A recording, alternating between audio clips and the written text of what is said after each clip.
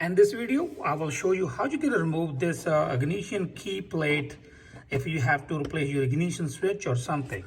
Everyone, this is Baljeet, and this video we are going to work with the EZGO golf cart. They also call EZGO Text. It's a 2000 model, pretty good, still running. So I have a chance to upgrade to put this battery meter, but I'm going to put it here. My question was how to remove this plate, because it's really hard to remove from the back side. Just in case you want to do anything, you want to put something here, or you want to replace your ignition switch like start switch, then how you can remove this plate. I have seen video where the people try to remove and they just keep breaking those plates, then you have to put a new one. And I have a same question, but I was able to manage, but I didn't find any video showing how to remove. I'm gonna show you. You will see there's two plastic screws. I'm gonna show you what is that one. You have these one.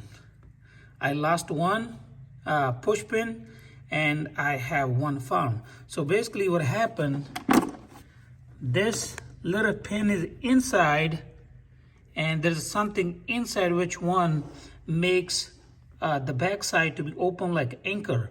That's why it's hold. What you have to do, you either have to pull from here a little tiny pin or just push. If you push it, you're not going to be able to find, because the back hole is really deep. I show you what I mean.